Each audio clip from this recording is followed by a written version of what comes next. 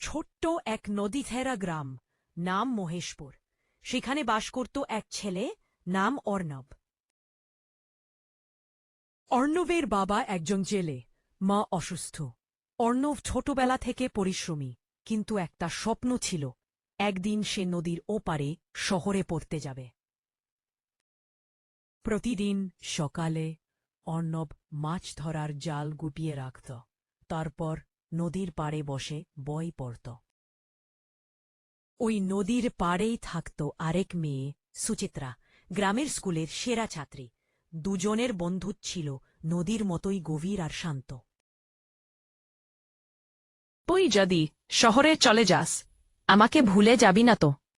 নদী যেমন তার পারকে ভুলে যায় না, তেমন তোর মুখ আমি কখনো ভুলব না। দুজনের দিন কাটতে লাগল বই, গল্প, স্বপ্ন আর হাসিতে।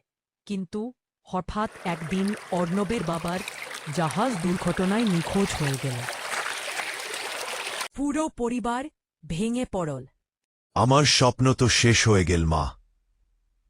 না বাপু, তুই হাল ছাড়বি না। তোর বাবাও তো পরিশ্রম করেই বাঁচতে শিখিয়েছিল।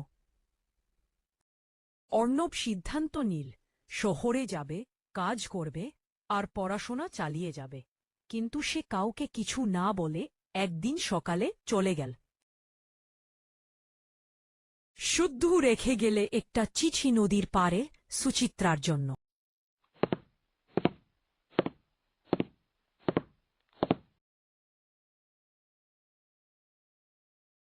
আজ সুচিত্রা, আমি যাচ্ছি নদীর ওপারে আমার স্বপ্ন খুঁজতে।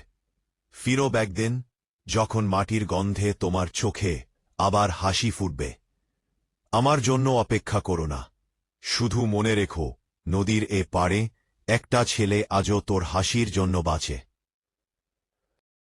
বছর কেটে যায়। সুচিত্রা এখন গ্রামের শিক্ষক। একদিন বিকেলে নদীর পাড়ে দাঁড়িয়ে সে দেখে এক নৌকা ভেসে আসছে।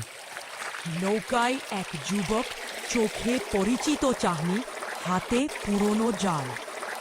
অর্ণব, এই তুই সত্যিই ফিরলি? বলেছিলাম না, নদীর পাড় আমি ছেড়ে যাব না। দুজনই নদীর পাশে দাঁড়িয়ে সূর্যাস্তের দিকে তাকিয়ে রইল।